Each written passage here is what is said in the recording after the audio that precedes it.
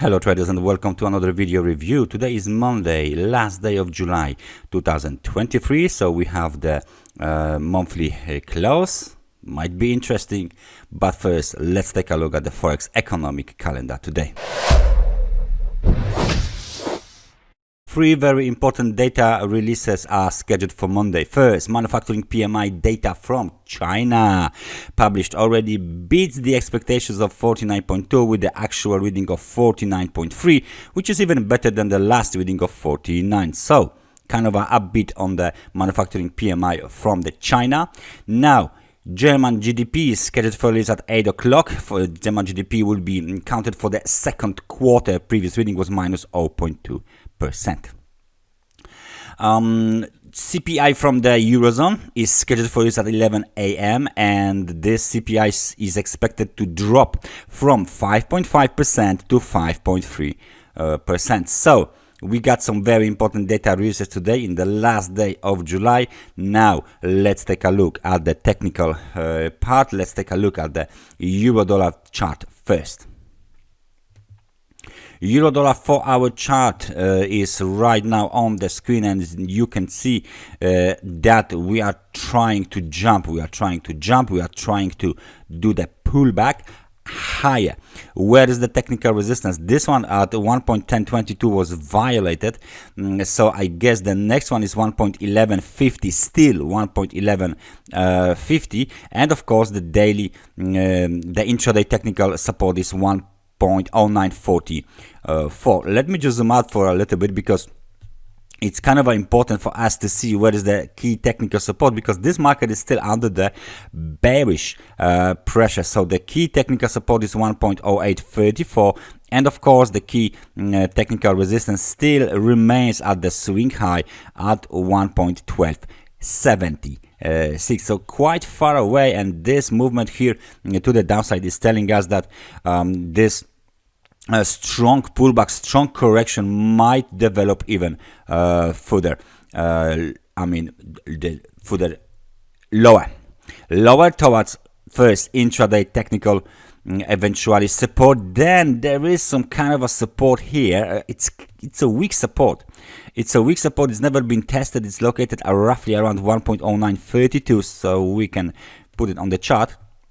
However, as I said, this might not be strong enough for boost to rally higher or bounce. Momentum still negative, sharply reversed previously from the level of 62 back to the extremely oversold conditions. So there is still a big pressure on the euro dollar, which is trading below 50 and 100 periods moving average. And now we are going to add one more thing on our technical chart. This is of course the short-term trend line. We are still trading below the short-term trend line whatsoever. So if there is a breakout to the upside, this breakout must be made and sustained above moving averages, short-term trend line resistance, local intraday resistance 1.1150.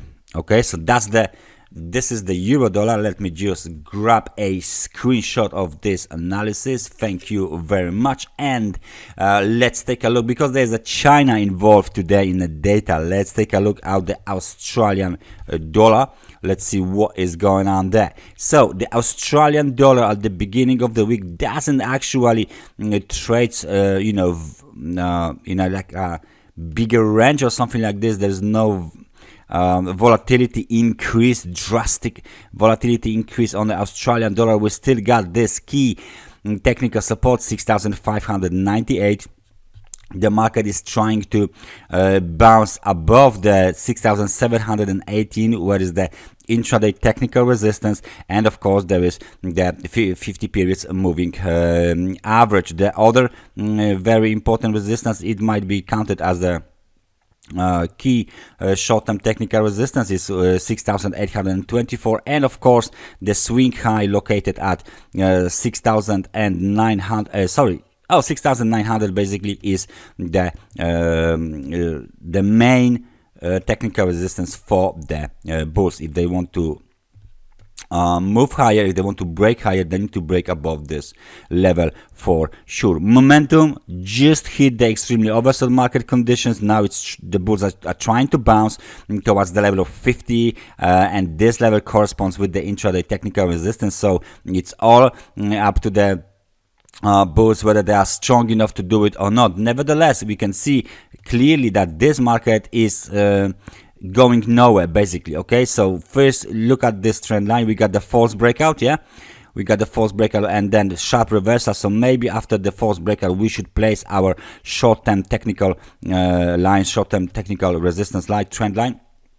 So we are still again just as on the euro dollar, below moving averages, below key technical resistance, below trend line resistance, below the technical resistance, key short-term technical resistance, of course. So if they want to attack, if they want to break and sustain above the swing high at 6,897, then of course very strong momentum is needed here on the Australian dollar.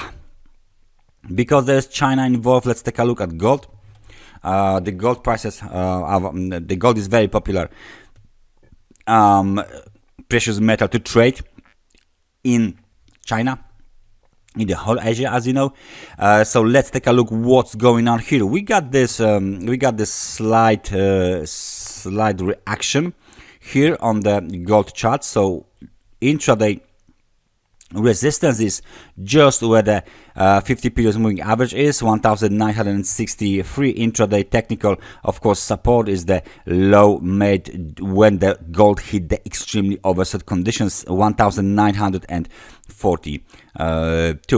There is still the technical support located between, there are two technical supports. The first is 1936 and the other one is just below 1934, and the key technical support, of course, for the whole uptrend is located at 1892, and only if this technical support is violated, then the uptrend is being put into the question. There is still no reversal, however the uptrend would be put into the question. So this is of course the swing high 1986 and the technical resistance. Let me just, because I'm wondering whether there is some kind of a channel here, let me just do the very simple straight technical channel, which is called the parallel channel. Yes, I think we might be content with this kind of a channel here. So we are trading back inside the channel. Even if we extend this channel somewhere here, we are trading back. If somewhere here, then of course we have a breakout. So everything we need to do is to extend it even higher somewhere here.